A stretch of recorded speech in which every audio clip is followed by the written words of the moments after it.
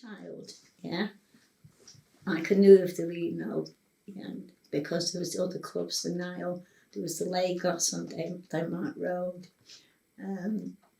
So first time actually going in would be when I was about 17. And like I said, I was quite plump then, and I always wore my hair cropped because like the fashion was straight hair if it was long, or Mary Quant. Oh, that, yeah. You know? Yeah. So I was, and then after that, like, used to go down the Blue Note and dance with all the half-caste boys, because all the African ones are really pretty, you know what I mean? All the half-caste Africans. Yeah. Yeah. Yeah. Pretty. There wasn't many Jamaican, but half-caste Jamaican then, right? Yeah. And most of the African ones, the dance were really strict, right? So, and then we'd all end up at the Reno, you know, you do the clubs at the Reno. Yeah. And then at the end of the night at the Reno, it'd be who's got the best blues going on. Yeah. There'd be a few blues. And then I met my son's father. He was a big name. I'm not mentioning his name, but he was a big name. And he was a lot older than us, you know, Frank, me, all of them. Yeah. And how I met him was that I was babysitting for his lady. Now, even though she's only about a year older than me, when I saw her, to me she was this most sophisticated, glamorous woman, right? And the next thing I know, she's left him. And there was two babies there, but one of the babies was left behind, but I didn't know. He told me this, that the other baby wasn't hers, right? Okay. And so he said, will you be able to stay? I said, well, you'd have to come and ask, come and ask my mum because of her illness. So it was my big brother. So my big brother, he drove me down and explained the situation. And my big brother said, as long as you take care of her and make sure she's all right. And he did. You know, he was a proper gentleman. So this is the father of my son. Yeah. Okay. Right. And I didn't find out for 20, 30 years that the girl that used to come and babysit with me at times, that his real missus, who he eventually married, thought that I'd been sleeping with him, and I'd never even kissed the man. Like, he just wasn't my type. I'm confused. How's he the father of your son then? Because what happened, right, is she'd left him. Yeah. And then he'd said to me, Laverne, Lolly, the little girl, I think her mother had come and took her. But like, we lived in sheer poverty, and I mean poverty. And his flat to me was luxury. Okay. It was pure luxury. You know, I'd have 3 baths a day. Aww. It's so luxurious. So I started going out with him then. Okay. Yeah. And so like, I used to go in the Reno with him. And then he went to jail. And like, when he went to jail, I think I was just about pregnant then with my son. So how old were you and how old was he? I was 17 and I believe he was 31. Okay. But he taught me a lot. He was a very clever man. He taught me a lot. Taught me about gambling. Yeah, what you need to know. Go on. Yeah. No, but he was a very, very clever man. And then, like, I helped him with his appeal, and it was all over the news of the world. And he got his sentence reduced by 4 years, But by then, I was off and wild and going to London with my friend. I got a little house just off Denmark Road there. And I had 3 girls living with me. one of them, Tracy, she was right off it. And when we went in the Reno this night, she was into Whiz, right, which was Black Bombers then, Purple Hearts, and she was madly in love with one of the Prairie Boys, madly in love with him. To my shame, I mean, I wouldn't have done it now, but then I was a kid. She said to me, because she took the cap off the Black Bomber, so it's powder. She said, pour that in his drink. And you did? Yeah, and I did. Anyway, she got pregnant sort of shortly after. And me and her, I mean, we used to wear minis then. Yeah. With matching knickers because they were so mini. Yeah. Like, and we was always well dressed. What year are we talking here now? When we're are you born? When was I born? Yeah. 1948. The end of 1948, I'm in December. So we're talking 64, 65. Yeah, my son was born 68. Okay, yeah. Right. So 60, right. Yeah.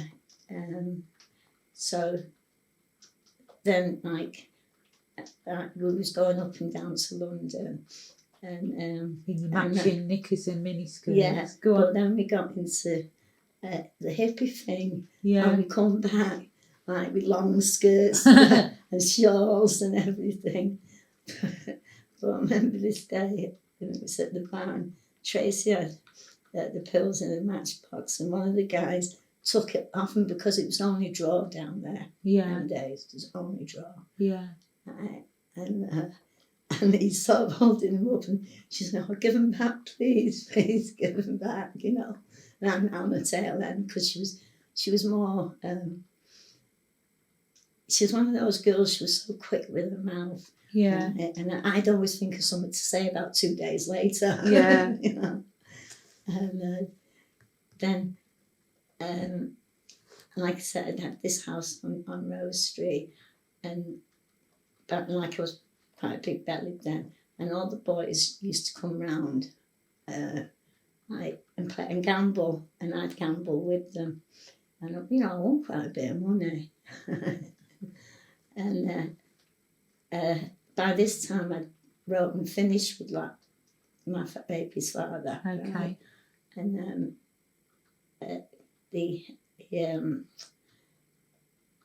just after that, after I'd had Stack, he was about 6 weeks old, I think, and Frank had come on to me.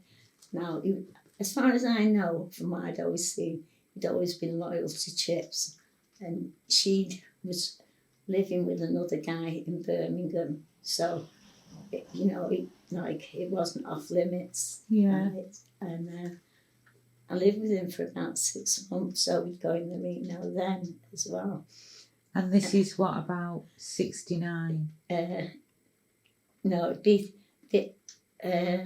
that was in January 68, so It's still 68. 68. Yeah, so it'd be 68. So the beginning of 68, and about 6 months later she came back, and he said to me, like we'd have to finish or go to another town. So I said, well, we'll finish, and that's it. It stopped the relationship. But like I said, I grew up as a child with them. I lived about 4 doors down. Yeah. Which street was that? Fairlawn Street. Yeah. Yeah. And the dad was really strict, but they used to have like girls in one night. I can't remember which guy it was. They rigged the speaker up, and he had the girl in the bedroom upstairs, but the speaker outside, and we're all outside laughing. What was going on? But the minute they heard the dad coming or something, boy, they'd be in that house and stood at attention real quick. And who did you live in Fairlawn Street with? With my mum and my dad and my little brother. Yeah. Yeah, because the houses then, I think they had the whole house. In fact, I'm sure they had the whole house. But like it was rooms, it wasn't flats, it was rooms. And I remember there was even a copper lived in the house that we lived in. as well. But we had some fun times. I remember the sings across the road, Jazzy. You'd have this bright green turban on, velvet jackets. And all Oh, right. Cutting style. that. Yeah. See, you were born in Egypt. No, I was born. We were all born in different countries because my dad was in the Air Force. Oh, okay. Right, so I was born in York on Air Force Base, and that picture You there which Air Force Base? in Thirsk, New York. Yeah. Okay. And that photo there is in Tripoli. Oh, okay. And that's where my brother was born, my younger brother. My eldest brother was born in Egypt. The second one was born in Manchester. Then I was born in York. And then we went to Tripoli. And then we went back to Egypt because my first memory is Egypt. One of my brothers nearly drowned in Alexandria, right? And we went on a big council estate. Well, it wasn't big then, it was Wythenshawe. Oh, okay. And it was all greens and fields and, and I didn't have, I literally brought myself up, and I'm not exaggerating. I ingratiated myself with the neighbours doing errands, and so I could get a meal and stuff, Why was that? Because my mum I used to argue with my mum because she'd slag my dad off, and I didn't know the circumstances that it was his gambling that caused her breakdown. So if I saw her, I'd run away. Right? And it was only when I sort of got into the hippie scene and that, and the friends, started to love my mum, and she started smoking a joint, but she had a joint, she'd have it hung in her mouth like that, and she'd be chatting away, she'd go, "This hashish is very good, it's good for my leg." Oh. Yeah. So your mum and your dad are both Egyptians? No, my dad. Yeah. Right. My dad is, that's a really weird story. His parents died on the Titanic. Now I've got his birth certificate because I meant to look it up, right? And I saw the wedding certificate, he showed it me. And on the wedding certificate, his mother's called Dolores. And for some reason, one of my brothers told me that they thought might be Puerto Rican or Spanish. So I tried doing a search for people that died at sea, but you have to search deeper. On the birth certificate I've got there, it's got father's occupation, and it's got pianist. Now, a normal working class guy would not be a pianist. They do it in the pubs and that. Yeah. And I know my grandmother, like my dad's mum, was a dancer, so I think he met her, burlesque dancer, whatever, because it was always the gentleman that would go calling, and married her against his parents' wishes, because there was always somebody behind my dad. And when he was 11, this is in Southampton, a woman come from Manchester, a widow, she had a son around about the same age, and he must have been asking questions then about his dad, mum and dad and that, and he was adopted. And he joined. Your dad was adopted? Yeah, and then he joined the Air Force at 15, and he rose to be, as an enlisted man, to officer rank, pretty quick. So how were you so poor that you're living in rooms, Marie? Because my dad was a gambler. Oh, of course. Literally, from what I've been told, my mum had servants and everything in Egypt, and but we ended up with nothing. We ended up, me and my mum and my little brother, in a place for homeless for mothers and children in Ancoats there. And this nurse that ran it, she was like that nurse Cratchit. Ratchet out flew over. And the women were supposed to scrub. And my mother would go, You are the daughter of so-and-so, blah, blah, blah. I go now. I see you later. And off she'd go. But this day, the nurse was having a go at a woman who had a broken leg. And my mum, she was only little, and she just punched her. And all the kids broke up laughing. And then the women were sort of like smirking, too scared to laugh, but smirking. So we stopped getting bullied about her then. Right. Me and our Bobby stopped getting bullied about her. So you was getting bullied about your mum being foreign? No, about a mental illness kind of thing, but if she'd invite you in, it wouldn't be just a cup of tea, it'd be food. And then when we moved to my side, it was some guy who'd found us a room on Carter Street. I think that might have been old man from his house, I'm not sure. Yeah. But I think it might have been. And but me and our Bobby, we'd go and spit in his things and all that, because we knew he was after my mum. But she had an angel looking after her all her life, and she'd go shopping, and some big black guy, she'd go, you help me carry my bags. But you'd go home and there'd be somebody sat there. She'd always have someone sat there, and she'd be giving, like anybody, But she had an angel looking after her, she really did. And when we lived on Fairlawn Street, I remember this guy, Mr. Jones, he was called.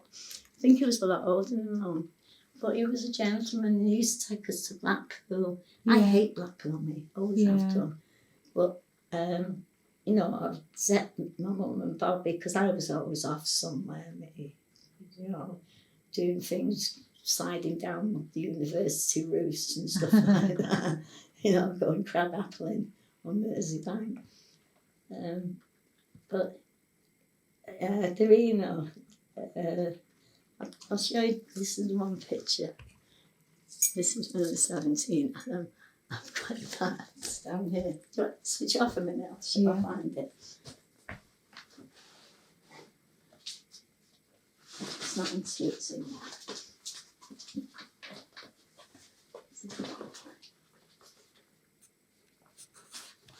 Right, I've forgotten where he was. It don't matter, start somewhere else. Like I was saying, is that, I used to go on the Reno regular, and then I used to go next door to the Nile, and Sonny, who owned the Nile, African guy, he was a gentleman. And they'd have gambling on till early morning. And he used to take me to the Piccadilly Hotel, have breakfast, and then see me home and shake my hand, literally. And I was really shocked, and he got stabbed, because he was a lovely, lovely man. And there was another club across the road. The name's gone from me. But and there was 3 guys as well that used to give me a draw for like an ounce for birthdays and Christmas at Nottingham, Jeff, and I can't remember the one's name. But the first time I bought a draw, it was 2 and 6. Bloody hell. Yes, I don't know what size in new pence these days. Yeah, I've no idea. Probably about 12.5p, I think. Something like that, Yeah. And but when I come back from, like, where'd I come back from? I was at London after me and Tracy got into the hippie scene and all that. And I got a flat on Moss Lane East there. So I used to go and score draws for people, and or else if they'd come back ripped off, I'd go back to the Mountain House or wherever and say, you just sold this and it's rubbish.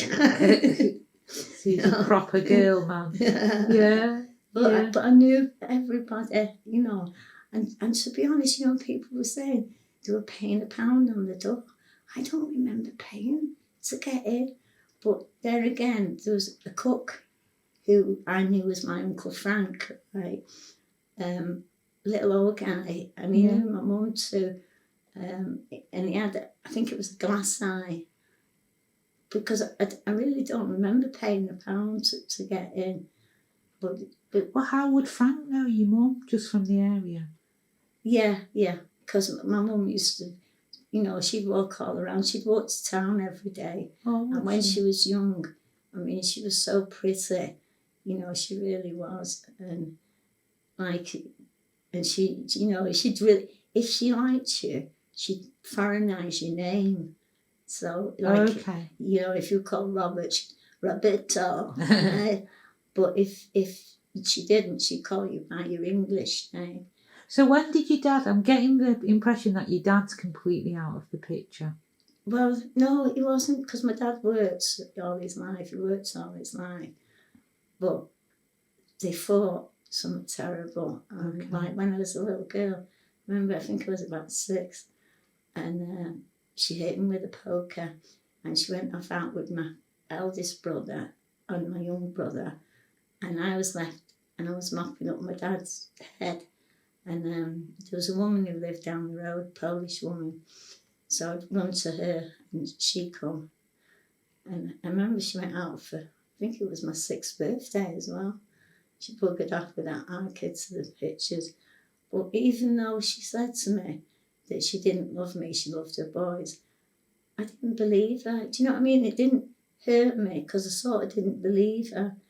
And I used to pray every night, please God, make my mum better. And then when I was 9, it hit me that she had a mental illness, and I stopped praying. Besides that, school and nuns and all that rubbish, they were so bad and evil that, I dropped the religion. Right. But it's still...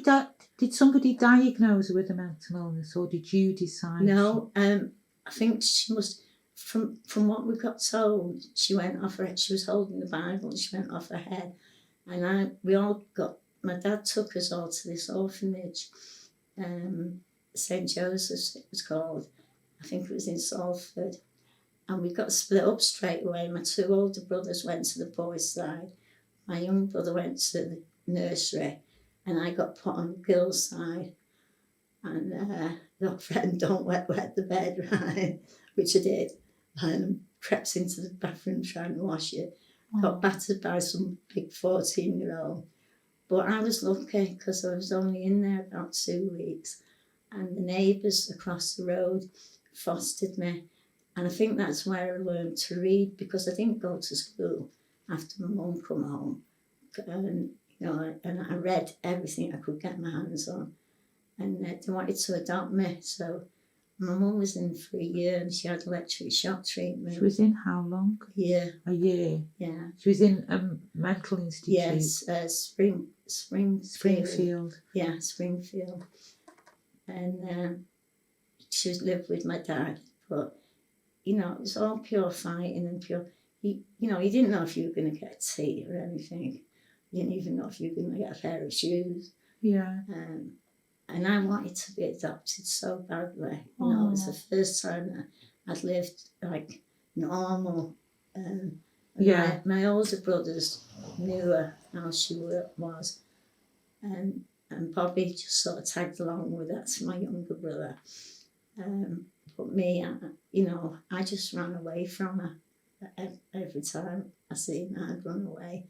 And I'd pretend to kids we had Italian stuff. And my mum was a seamstress, and I must have got it from her, because I learned to sew my own clothes by the time I was still in junior school when I was able to make my own clothes without a pattern. And I remember when twist dresses come out, I made myself a twist dress. What's a twist dress? I remember the word, but I can't. It's when the twist come out, I had to do the twist. Yeah. The dress come down to here and then it'd flare out like that. So I made myself one of them. And then I remember making this is, when I come out of foster care on the last one, foster care, because I've been in care a few times for not going to school. And the last one, I was a late bloomer, me, I didn't have no boobs or anything, and got my period when I was 14. And my foster mother told me, now you've got your period, you're a woman. right? So be careful. And I thought she meant if you did it when you're on a period. And my best friend's big brother, I was crazy about him. But like I was, Maria, are you sure you want to go here? Go on. I don't care. Go on, mate, go on. You know what I mean? It's my life, it's the truth. Yeah, no, it's your Yeah. truth. Uh, Go on, I'm listening. But what happened? And he might have some kid that doesn't get told the proper facts anyway. Okay. Anyway, and also that you didn't get caught on your first time. So he's blagged me because like all of a sudden I'm not this kid anymore. Like I sold me little pleated skirts and everything and bought myself a pair of stilettos and a tight skirt. Because you're a woman now. Went to the pub with my friend who was a couple of years older than me. And a brother chatted me up and convinced me that we could go to Ireland and get married, even though I was 14. And then we did it in the car. And I thought, that's what it's about. I don't really want to know, you know what I mean? But then, I was pregnant. Really? And, yeah. And I got expelled from school. And then I lost that baby. It was in January. And I just turned 15 in December, and it was in January. And that's when I went on the road. And I used to go in town. There was loads of clubs, like Beat Club. In actual fact, I believe my son's father had something to do with that. There was the Heaven in Hell. That's the message on my phone. There's all these clubs that you could go all night, and there'd be a mixture of everyone in, trannies, everyone, and I loved the life. And then I used to hitchhike to Brighton and London. And, Wow. Just hitchhiked all over England, and then sometimes on my own. It's a wonder it was never done in. And that's why I'm saying that I was actually on the beach when the Mods and Rockers had that big fight. But then, and then I got picked up and got put in the Proof School for Care and Protection. I hadn't committed a crime. And in 15 months, I crammed in what you do 5 years in school. And I was taking 6 GCs, and the nuns used to say, "You won't pass one of them," blah, blah, blah. And I passed all of them. Go on, girl. Yeah. Just let me change the card. Sorry. You might. I've done that.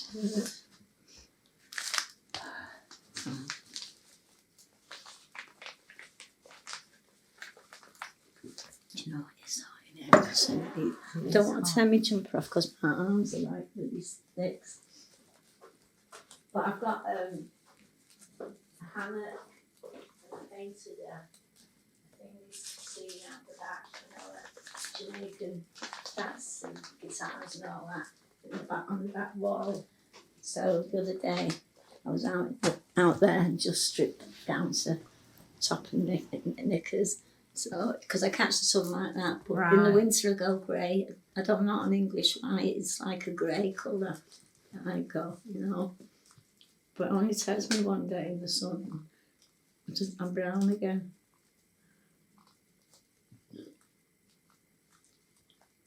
Why is it flashy?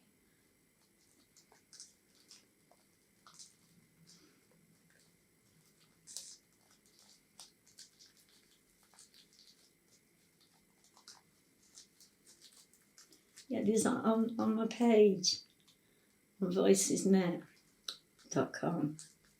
There's a top poets section, and there's thousands and thousands of poets on there. And I'm in that section, about halfway down, or maybe just a bit below halfway down.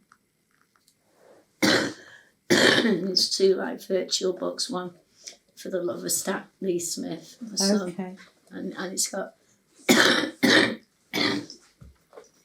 little blogs in it because he was very clever. So Obviously, but you're obviously very clever. acted the film, but he was very, very clever. And he always got the gorgeous girls. So, well,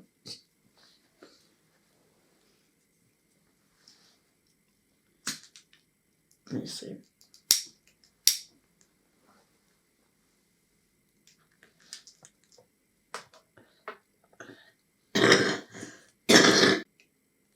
Every time I tied it up, I got a migraine.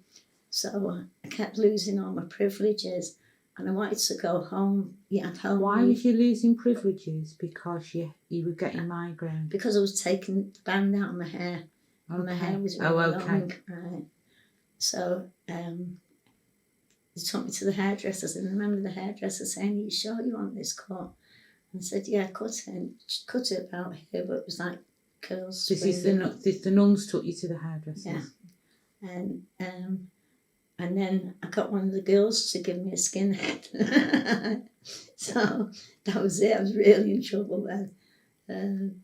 But I won't go into what trouble I was in. So, right, but it was daft things, to be honest. It was you weren't allowed posters of pop stars and stuff like that. But I was a good artist, and I could do pictures of Mick Jagger, and I'd sell them for sweets, And we got took out one night to the cinema, so I grabbed my mate, and two girls did a runner. And because we were sort of like got braids and we were like sort of a high braid, I said, "Oh yeah, let's get after them." So off we went, and I went in another direction, blagged as many cigs as we could, and then went to the police station and said, "We got lost, we were chasing two runners." I don't understand that story at all. What's happened? The nuns had took us out to see Sound of Music at the pictures. Yeah. And on the way out, two girls must have planned to escape. So they've legged it. Yeah. But me and my mate, we'd been there quite a while. So I said, "Come on, let's give chase." And ran sort of in their direction and then just did a swerve. And then spent a couple of hours blagging cigarettes off people, smoking ourselves to death because we weren't allowed to smoke. Yeah. And I went to the police station and said, we belong to such a convent, and we've not done a runner. We were just chasing after people who was doing one. And so when we got in, then mother, she said, "Oh, I know you, Marie Clark, wasn't it? Marie Clark, right? I know that you weren't chasing after them, and you can smell the tobacco on both of you." So go back to the Reno, right? Because it's about the Reno. Yeah. Yeah? Yeah. Tell me about the atmosphere of the Reno. Oh, it's great. You spend hours like doing your makeup and dresses and all that, And like there was a few girls that was really stylish. One's the girl that my baby's father eventually married. They were really stylish. Another one was Chips, thanks, Mrs. And I was as well. And I suppose there was other ones, but these are the ones that sort of stuck out in my mind. Yeah. They'd always had something really nice on. But I just loved to dance, me. I really did. And when I was with Stack's father, I didn't find out for, it must have been 30 years, that because he didn't like to dance, he'd maybe do a smooch dance, but he didn't like to dance. And other guys had asked me about his permission, could I dance with them? Right? And I found out years and years and years after that he used to put a bet on with them that they wouldn't get further than a dance with me. And it's a good job they never did. Wow. What was he doing it for? Because he's a that was just gambling, or to try you out? What was he doing? I don't know. I just think just sort of sure that I wouldn't mess about, because if I'm with somebody proper, I don't mess about, I mean, when I was sort of young, free and single, yeah, but not if I was with somebody proper. And then started going back in the 80s, and my husband who's white, and the prayer boys and other guys used to come. We lived on Sedgeborough Road, Yeah. right? So it was the Sedgeborough pub then, Yeah. and we used to go in there. And I was a good pool player, and my husband taught me. And apparently Philip had been putting money on me winning. But the minute I found out, I stopped winning because I'd get down to the black ball and I'd miss it every time because it's the pressure. Purpose. Oh, the pressure. Yeah, it's the pressure. Yeah. You know, because I'd get a few drinks in me and I could play really good. But when we used to go in, like I used to just go in to have a dance, and my husband would go up the little stairs to the back room. Right, there's a pool table and play pool. And it's on Saturday, he come off his motorbike, right? And I said, let's have a look at your leg. And I can't see no bones showing out. So I put a cold water bandage on it and dragged him off to the Reno. Like you do. Yeah. And he's going, can we go home yet, Marie? And I go, in a minute, let me have one more dance. And then years later, some doctor said to him, whoever set your leg did a good job.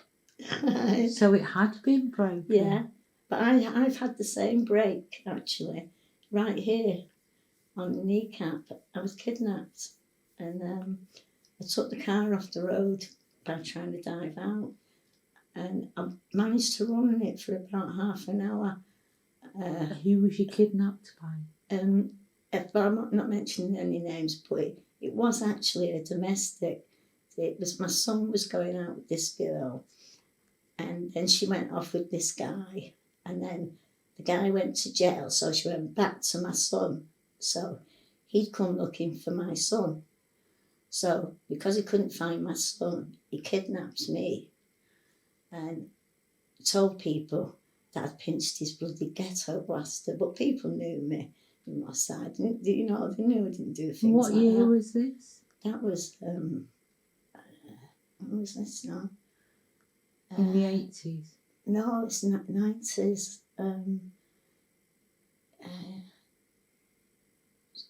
Gosh, what was it? None of the kids had been born then, the grandkids. So it'd be about 98 or something like that, 97, 98. And eventually some copper picked me up. And because of my record and my son's record, they just said, oh, it's about drugs, isn't it? And I said, no, it's a domestic, because it was a domestic. And they've made me stand at the desk and I'm saying, there's something wrong with my leg. And he said, lift your jean. And because I'm so skinny, there's nothing wrong with that. They found some old charge sheet for driving on me. You know? Wow. And charged me with that. And my poor son had to try and carry me out the police station because he'd reported me missing. Yeah. And it was the warrant officer who often used to come round with warrants. You know, regular visitor with warrants, unpaid fines and stuff like that. They actually gave us a lift, you know, and even the nurse said it's not broken. I said it is, and it was, and I had plaster from there to there. And at one point, I went to try and drive the car, and we can't. I want your legs straight in plaster. I switched the engine off quick. Why have you got the gap in going from, you went in the Reno in the 60s. Yeah. Why have you got the gap to the 80s? Because I'm trying to think here now. I turned hippie, right? Okay. Yeah. And I started going in Didsbury.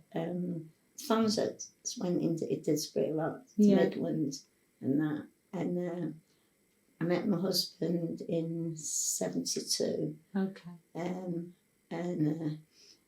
we went to live in London for a while.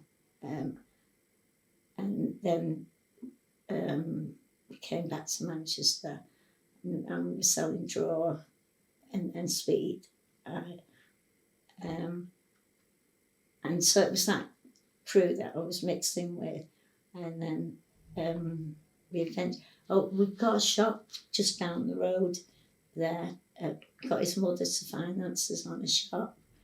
and you know, trying to go straight. And I cannot say. But anyway, something happened, right? So I walked out the shop, and my husband stayed with my son, and I took my daughter and went homeless, and we got a gaff in Longside, which I hated, and I managed to get myself back on my side, and that was the one on Selworthy. So that would be about 81 something then. So because you're back in Moss Side, yeah, you started going down the Reno. yeah, you know, Yeah. and then we about 85, I think it was, and had to go for a long rehab, you know, because people didn't know it, but I was into the gear. Okay. But they didn't know it with me, you know. In fact, like when my son was 13, I sat him down and told him my history kind of thing. And same with my daughter when she was, but my son couldn't believe that he'd not noticed, because he was, you know, always peeping round doors and stuff like that. He couldn't believe it. And because I remember him even coming and telling me that someone, now that was it, I remember it being shocked I'd gone in the Reno, and I was really shocked to see somebody smoking brown on foil. It shocked me, you know, because from what I knew of the Reno, they didn't tolerate nothing except a draw. Right. And then my son told me, because he smoked a draw, and because he knew the smell of brown, he said someone's tried to give me brown one, but couldn't find out who it was. And that, but because he knew, he was wide to it, you know. How would he know the smell of brown if he doesn't know you were on heroin? No. Let's go further back here, right? I have to go back to the 70s here, Okay. right? What happened is my husband had got into, it was chemist gear, right? Okay. And by injection. Now, he'd got himself a prescription from Prestwich, and I got pregnant. I was having my little girl, and he promised me that, you know, I hadn't got his prescription then. He was buying DDAs, that's dangerous drug fingers that people were robbing. And he promised me that when I had the baby, he would give up. And I didn't realise that you just couldn't give up like that, you know. And I always thought, well, when I had the baby, he'll give up. And he didn't. And when she was about 3 months old, like I said to him, right, if you're going to do it, I'm going to do it. And for a few months, like all I would have was the heroin out of it. I couldn't have the sort of morphine and the other stuff that was in there. And then we both come off, we did a detox, and that's how we ended up getting the shop. So, that's how we ended up getting the shop, and then we got the gaff in Longside. And this girl, because people had looked down on Paul because he'd used drugs, hard drugs. But then everybody that was smokers that just smoked the weed, smoking this brown. And I'd never heard of it, you know, even though I was around, I'd never heard of the brown. And this girl said, yeah, I have a too. So because it was two in it, I didn't think of even getting addicted. I really didn't even think about it. Okay. And I went to Amsterdam to do a run from Amsterdam back to Manchester. And when I had my first toot in Amsterdam, because it didn't taste of sugar, because it was cut in Manchester, they used to cut it with glucose, right? Oh, okay. And so I thought, I'm getting ripped off here. But in fact, I was getting good stuff. Right. You know? Yeah. And even though we were still using, when we were selling the whiz and the draw, we wouldn't sell the gear because we just thought it was bad karma. We used to go and buy the gear with the proceeds. Okay. See what I mean? Yeah. Because we didn't use whiz, and there was a lot of money in it, you know. And like I say, you know what I mean, I had everything. I had gold dripping all over me, nice cars, a lot. So let me get this picture right. Yeah. So you're selling weed and you're selling whiz and you're making enough out of them to buy heroin. Yeah, and put money in the bank as well. And put money in the bank. And be dripping in gold. Yeah. Wow. Why? No, wow, just wow, what a strange combination. Oh, right, oh, yeah. But then what happened is, my husband got a short period in jail for, it was a stupid thing. It was over a car getting wrong, and this guy pointed the finger, and he wasn't guilty, and he'd gone away, and I went to Switzerland with somebody, and I got then we drove to Amsterdam, and I got introduced to crack, right? So anyway, I told my husband I'd found the cure for heroin. How does that work? Go on, tell me why. Why did you think that? I found, because I was smoking so much crack, that I wasn't really bothered about the heroin, right? Right. And, you know, I mean, I was still using it because I'd have to, but not like I was. But instead, you know, 1 minute I've got 18,000 in the bank, and next minute there's 800, and then next minute, you know, selling off my diamonds and everything. And then I went to rehab, right? And I did get clean there. I did get clean. And my daughter took me up, and they thought it was her that was going in, not me, because I was the mother. But this guy told me, one of the workers, because I wrote from the jail and said that I needed rehab, right? So I got there, and he said he was expecting a big woman with tattoos, or he said this tiny little thing walks in. But it did work. You know, I was going canoeing, I was climbing mountains. I was in my 40s. Wow. And so how long have you been on gear then, Marie? I'd been on it,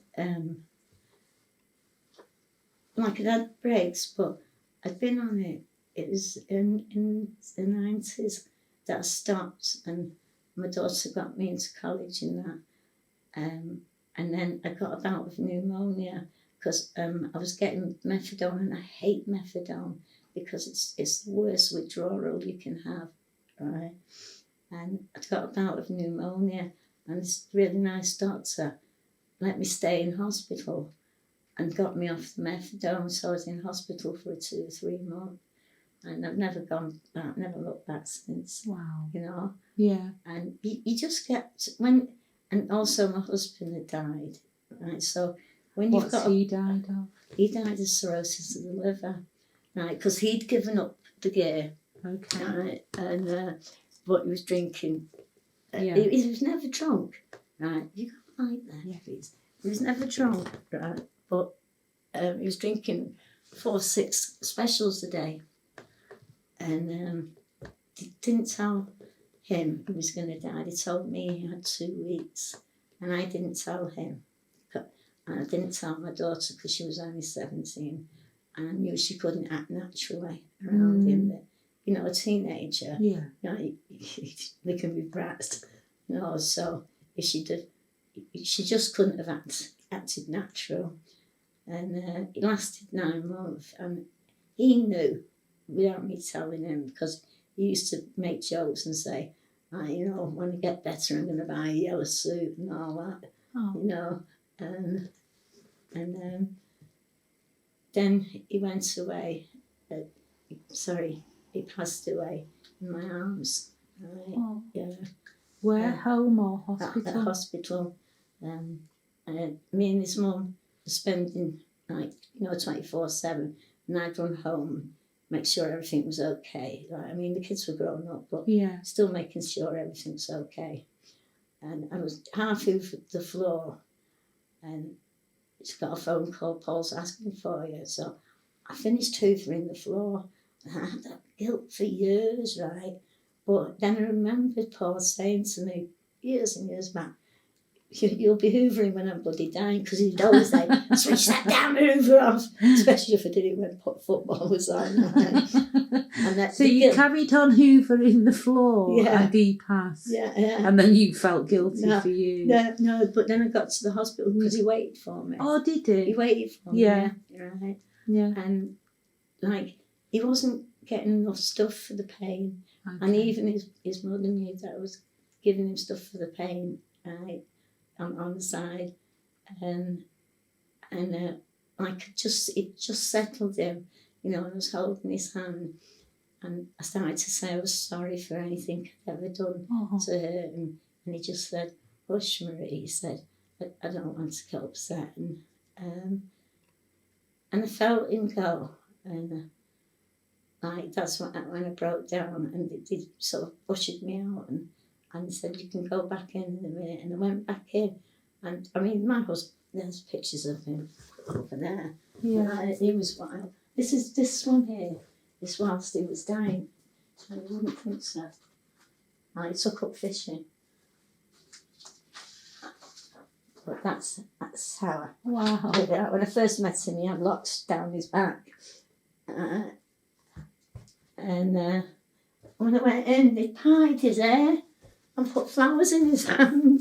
And you had the nurse or some bugger, and my mother-in-law told me that I mashed his hair up through the flowers on the floor. But the whole funeral bit, I don't remember it. I know the kids told me later on they were worried that I was going to do something to myself.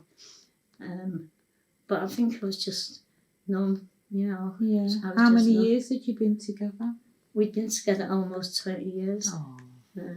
And the last 5 years were brilliant, because before that, I mean, I had plans on poisoning him at times and stuff like that. He was mad jealous guy. And one day I looked at him, and I had all my family at home, my son, my daughter and my husband, and I looked at him and I thought, this guy loves me so much, and I felt so humble. Oh. Do you know, and it was like an epiphany kind of thing, and I loved him so much, and you know, like, I was still grafting then, and like, he'd be in bed, so I managed to cut it down because I just had 5 punters to go out and sort the things out for him, and get straight back to him, but like, he died Christmas Eve. Oh. Yeah, and he'd been out on Christmas Eve. Yeah, he'd been out with my daughter shopping to buy. My birthday's in December, to buy my birthday present or my Christmas present. And when I got home, I just started smoking in front of my mother-in-law. I mean, I must have been away. Smoking cigarettes? What was you smoking? Smoking beer. Okay. You know. I must have been in shock of some sort, and I remember I put a tape on it, something else, but the song John Lennon's "Woman" come on for some reason, yeah, and you know, I felt him. I'd been awake and I felt him playing with my hair, and I thought, don't turn around because it'll disappear. Don't turn around. Don't turn. But you can't help but turn around. But I've seen him and Stack regular. With Stack, it's usually don't pinch me lighters. And then my daughter's took that Stack over now. You know, he used to say it's my lighter. How do you know? Because it's got a flame on it. It's funny. But, you know, I miss them both so much. But I have to say,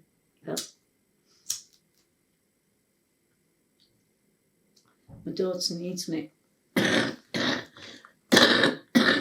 And I think that's the one thing that keeps me here, you know, until I see her sort of settled and happy.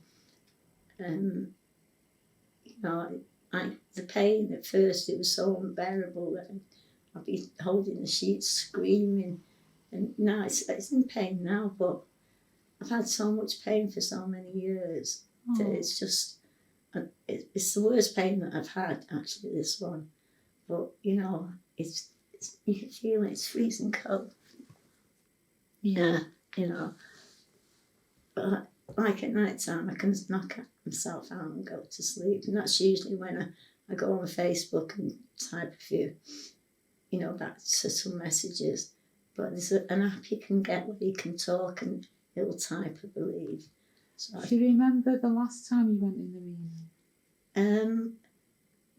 Yeah, it was in the early 80s, and I'd gotten to the crack, yeah.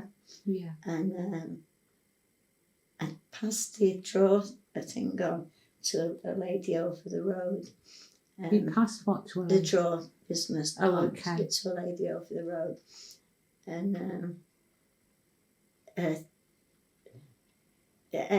like, because she was just getting it off me, not delivering it to the door, when it's not about, you have to go with what's about.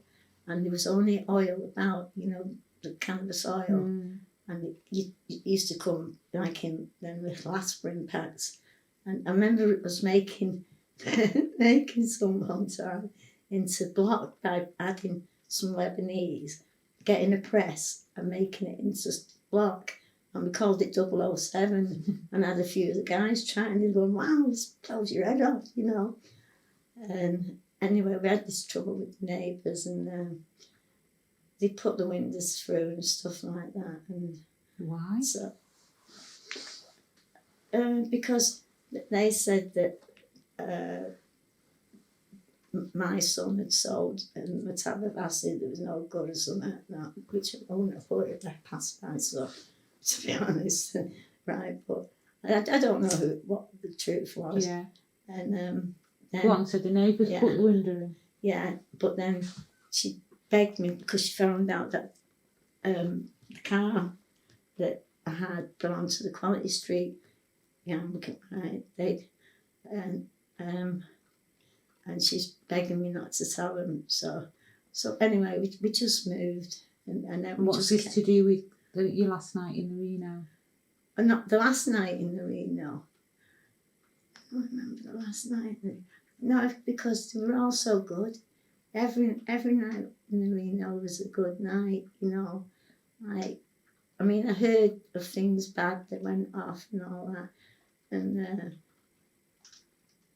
I remember somebody, a girl hitting Tony with a stiletto, which was quite vicious, to be honest.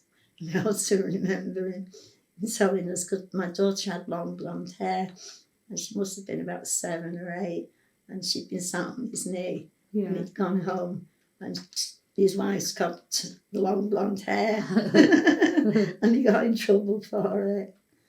But, you know, I don't really remember that the last night I went in, because like on crack, you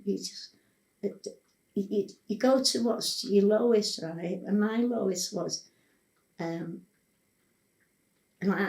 I've heard people say, oh, you know, smack heads and what have you, and I've said, crack's worse. It's a hell of a lot worse, because, you know, people I've seen maintain a normal life on heroin, but not with crack. They'll do anything. And my worst thing, because I was like an OCD cleaner, you know, I used to clean everything. And was that when I was cleaning, I was making such a mess cleaning, you know, like everything out of the wardrobe and then it's all over the floor. And that was my sort of low. That's where I dipped. And then also giving the kids too much money, you know. Because I had plenty of money, so giving them too much money. And then I had, I was in Phoenix House in Lancaster, and got clean in there, looked really fit and healthy when I come out. And then I did, I did get back into the gear again, but cracked it, I left it all. No, and I did start a bit again with it, and then one night I'd spent £200, and I said, no, both my son and my brother my son and my husband were gone, and my brother saying, "No, buy a bit, Marie, buy a bit," and I just flipped and said, "No." I said, "You see me go to hell and back on it." I said, and that's where I'm heading now for Carry On. And didn't bother then, and I'm happy, like, I've never been a great drinker. I got drunk about 3 nights ago. Why? What was the special occasion? My daughter was with her boyfriend, and he had this drink. I don't know what it was, but it tasted nice. Apparently, it tasted a bit like a tequila sunrise to me, and I didn't feel drunk at all. But when everyone's gone to bed, I've got up and went boom, slapped flat on my face. But then I managed to if there was a cover, and I managed to climb on the couch and just slanked out. Woke up the next morning, no headache, no hangover, no nothing. Marie, I'm dying to ask you. Yeah. Right. What's the heroin taking away? I've been dying to ask somebody this question. What's it take away? What does it do emotionally, or? It thing is, like, it takes away, when you say soporific, that is the feeling that you get, right? No worries, right? We draw, like I always used to smoke draw. I stopped smoking draw. When you was taking? Yeah. Yeah. Because draw made me para then. Yeah. I'd get para. But with gear, people would never see me zonked out like you see people, They'd never see me like that. I might be doing some cleaning or something. I just always seem to.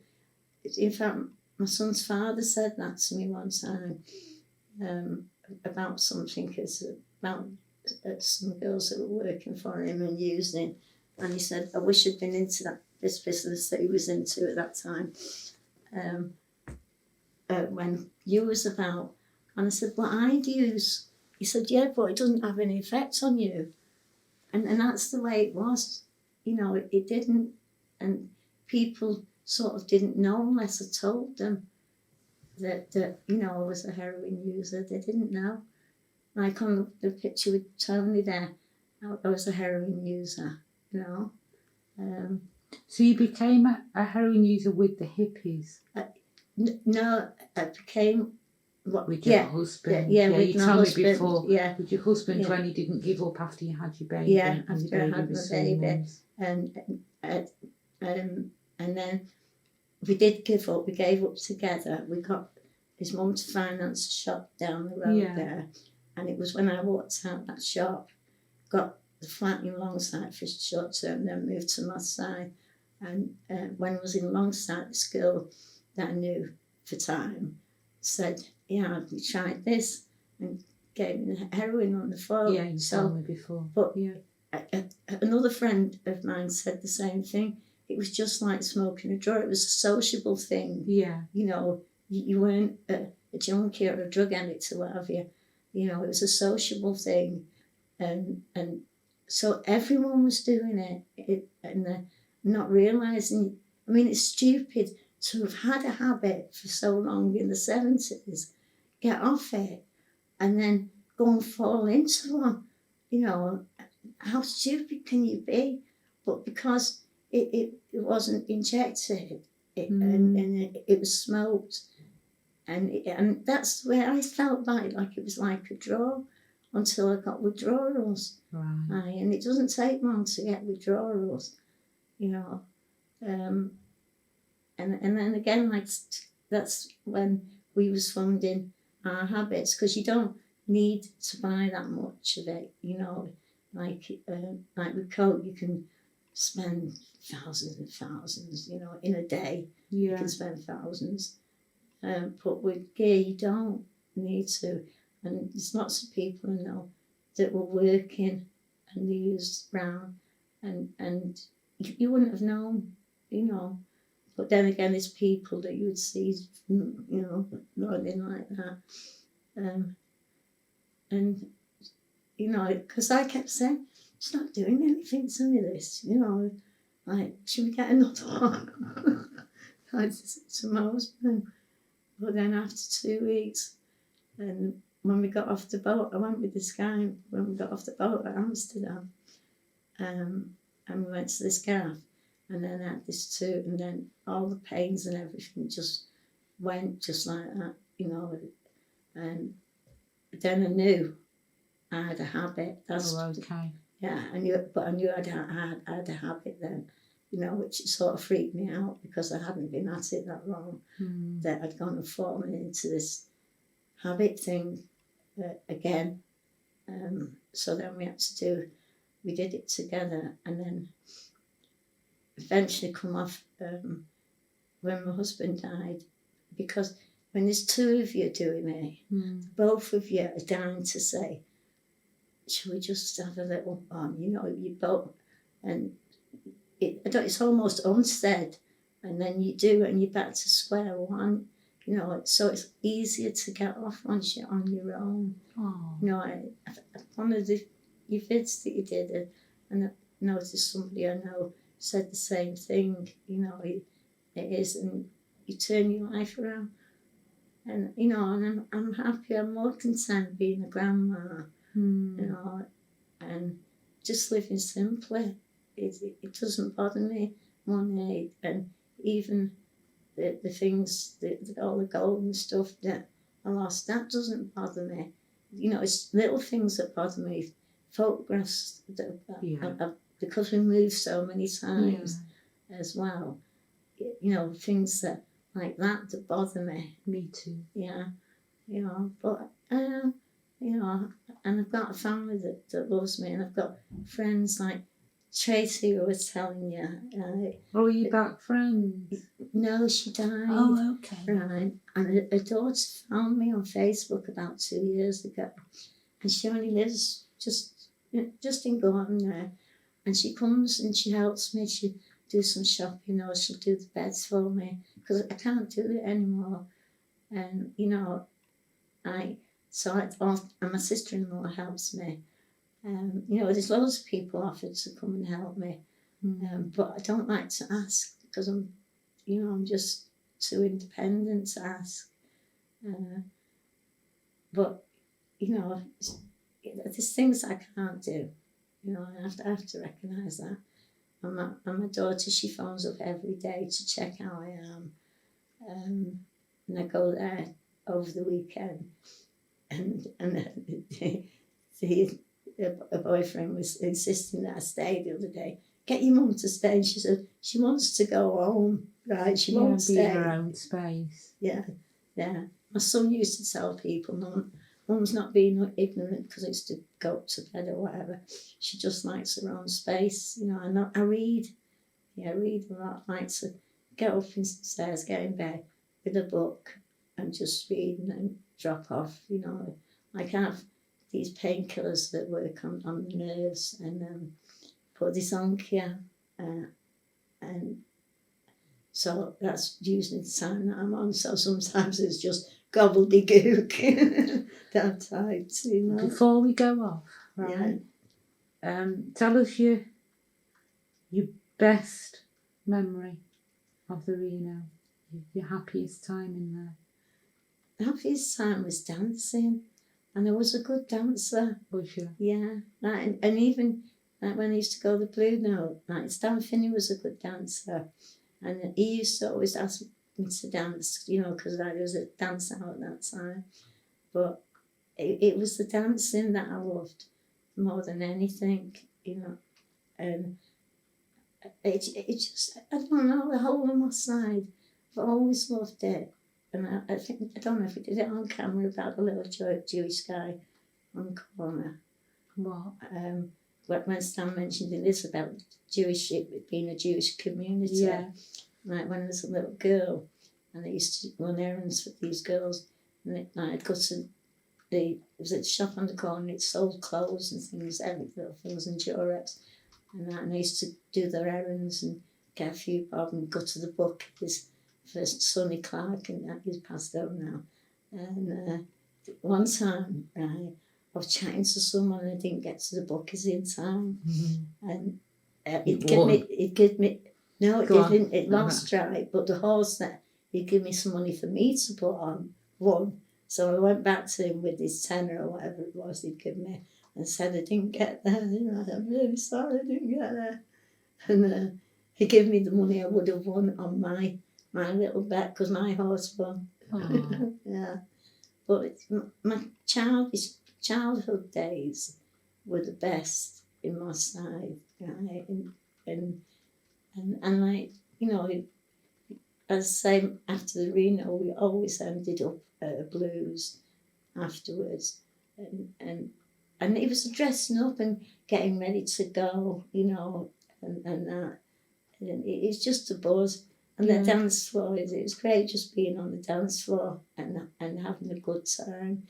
And I didn't see, I know I heard of a lot of heavy times down there, but I never saw any myself, you know, really.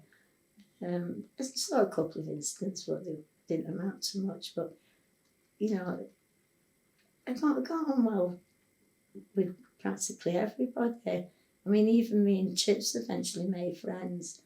It was gone in, and they used to sit right at the back there, yeah.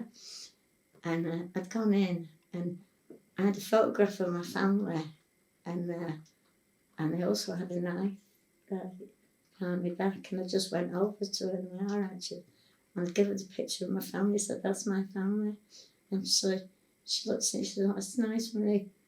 And that was it. Ice broken, yeah. Why did you show her a picture of you? Oh, of your family now. This is who you are now. Yeah.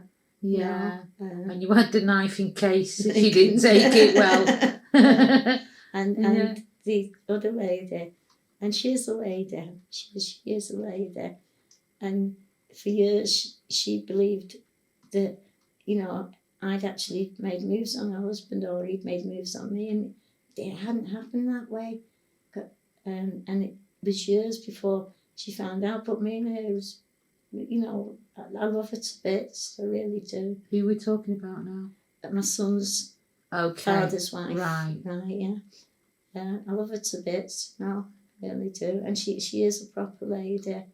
You know, she is. And I was, like I say, when I first met her, I didn't realise that she was only about a year older than me. To me, she was this sophisticated woman, you know. And it just through some stupid girl who actually probably was giving him one. And when she's asked her, you know, is Marie, the girl's gone, yeah, you know, and done one, you know, or she's I get you. Yeah, you know, so that's why she left him. And knowing why, such a stubborn guy, that he probably wouldn't have answered her, you know, if she would say, "No, I know you are." Yeah. He'd probably have just kept his mouth shut. He was, you know, just played a bit of a mind game kind of thing. I don't know. But, you know, you know, I mean, my feelings were more, I was impressed. I was sort of grew to be impressed with him because he was older. And also, I like people that are clever as well. And but when he did go to jail, I did Dear John him, you know. Yeah. Because, and also when he come out of jail, he came to where I lived on Green Hayes Lane with Tracy, and we're both whizzed off our heads. It's 2:00 in the morning, and I'm mopping the halls, right? Because I was, like I said, I was OCD, and he's come in, and I said, "Sick of it, people calling when you're trying to get your cleaning done." And he hit me. Now, he'd never raised a hand to me. Why would he hit you about that? It was about, "You calling me people," that's what it was. He said, "You calling me people," right? And then he apologised and went off. And then I seen him again, I think it was at the Christmas, and he called. I moved on to Moss Lane then, and he called with some presents for Stag, and I just said, "What do you want?" Really nasty, and he said nothing and walked away. And Stag never got to meet him until he was 13. Oh, wow. And then he was just getting to know him when he passed away. But he got to know his brothers, Boy, Marie, you've had some adventurous life, man. Yeah. Do you know what? Do you know what else, though? I've got to thank you for your honesty, man, because not many women come straight on camera. Do you know what I mean? And say the truth of themselves. So I proper got to thank you about that. No, but I mean, it just leaves a bit of you behind. Yeah. Isn't it? Yeah. You know what I mean?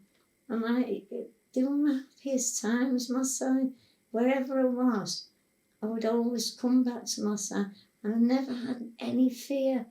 I mean, even from being a kid, at once I was 9 and I ran away from home with my mate and her brother, and we was between 2 mattresses, and their dads come out looking for her. I dragged them away, and she's going, "Ray's in there." And she's going, "No, there's nobody in there," because I'm so small. Yeah. And I walked home at 4 in the morning. Nobody had missed me, but I was happy. It's weird, even though we didn't have nothing.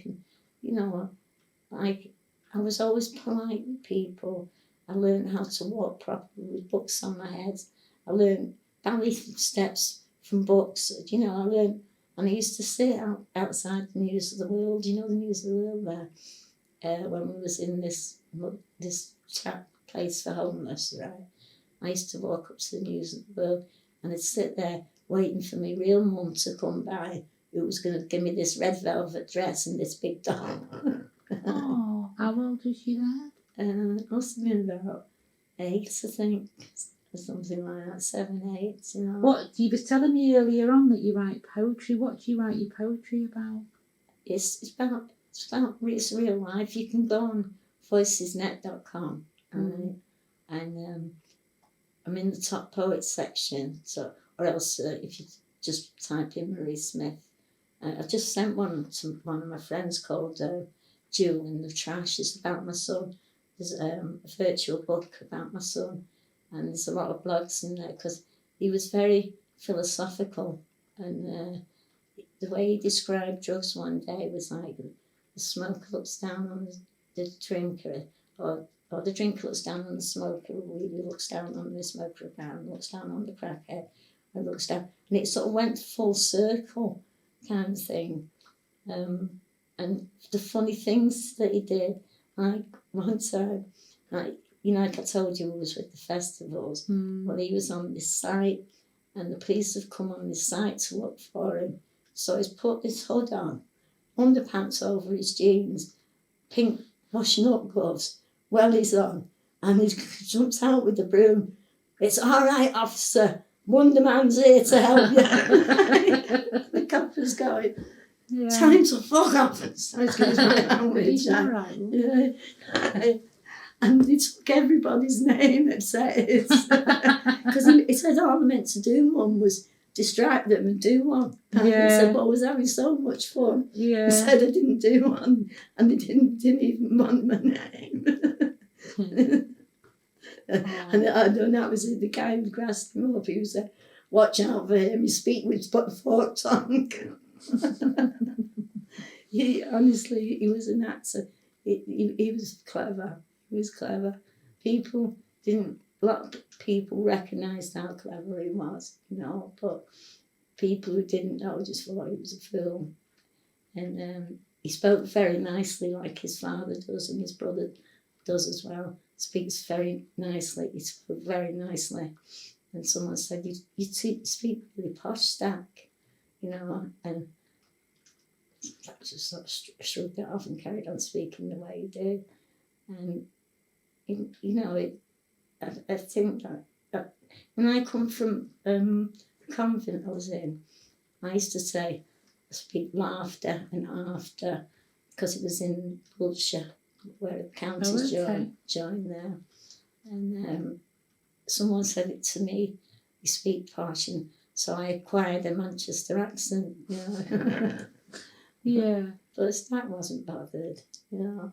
And he had such a big heart, he really did.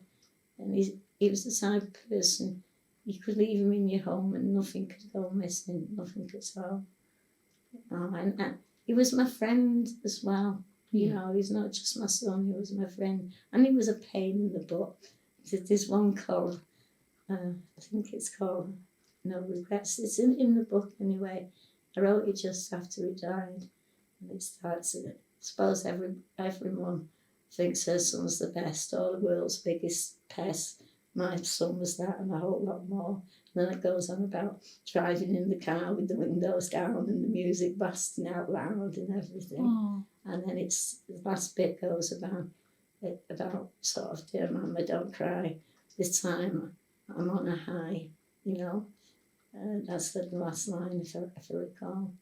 But if you jot that down, you can just go on Voices Net and you can either go on the top poet section and you'll find my name there, or else you can just type in the name search on it and you'll find my poetry in there.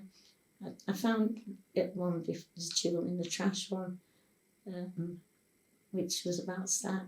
And I've wrote them about both. I wrote them about my grandkids, my daughter, about when I gave birth to him.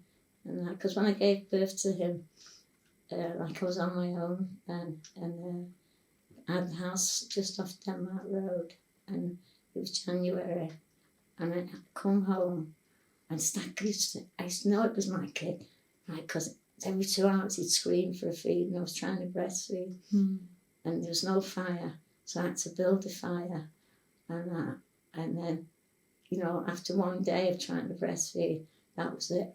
I went and bought a bottle, and Phil, who owned the Reno at the time, his missus showed me how to burp him proper. Yeah, she showed me how to burp him proper.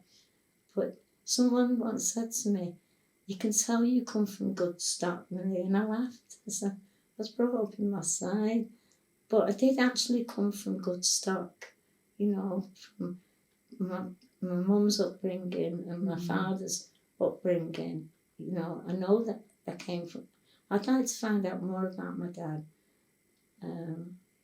No, I'm hoping my grandson will follow that trail, because it's the C part. It's a different thing. You can't get the birth, the registration of the death. Last question. Go on. Right. What happened to your O-levels? I got a job, right?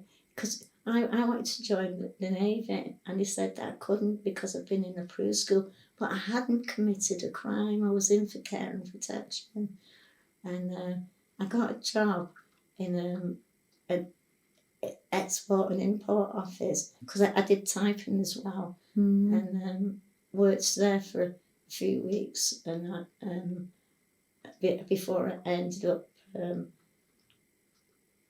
going in the twisted wheel and going on the road. So that was the second job I had, because I had 2 jobs for about 4 or 6 weeks altogether, and then I was on the road. So it was just a hippie at heart, wasn't you? Yeah. That was it. Yeah. Really. Yeah. You've had such a life, man. Look, you know, man, I could listen all day. Yeah. And having a smile about me, you know, because even the bad times, you know, I got through it, you know, I'm still standing. You know, there's not a lot of people younger than me that shouldn't have gone, and that hurts me. But in particular, one of my extended family, you know, and she shouldn't have gone. It's not fair. It's not fair, but, you know, I don't know. But I do firmly believe that there is something else, because I felt it, you know, I've physically felt it, and I do believe there's something else. And I have theological arguments with people. And for my GCE, I did religious knowledge, and they asked, one of the questions was Thomas Beckett's Saint or Sinner, and I did Sinner, because he bloody well was. He was ripping the crown off and everything, you know. And what got me into it was when the nuns were teaching me, I couldn't be bothered, but we got an outside lay teacher, and she'd got me into the history. Yeah. And the history went along with the religion. And through that, that's how I managed to pass the religious levels. And also, as well, I wouldn't kneel down in church. Wow. Why? Because I didn't believe in it. And I kept telling them I didn't believe. You've got to have faith. Don't believe. You've got to have faith. Don't believe. You've got to have faith. Lose 5 marks. So, you know, in the end, like, I wanted a home leave. So I just gave in and started behaving for a bit. And then got back and was back to my usual self. Because there's no seats at the back, so just sat cross-legged on the floor. And then one time as well, I've got a scar from here today, and my husband run me over. It was a sheer accident, and the priest had come in to say the last rites, and he's saying on the party, whatever, and my husband grabbed him by the collar, threw him out and said, "She's not dying today." Oh. Fucking hell, man. Right at the death, you say, my husband ran me over and it was a sheer accident. Is that what you're saying?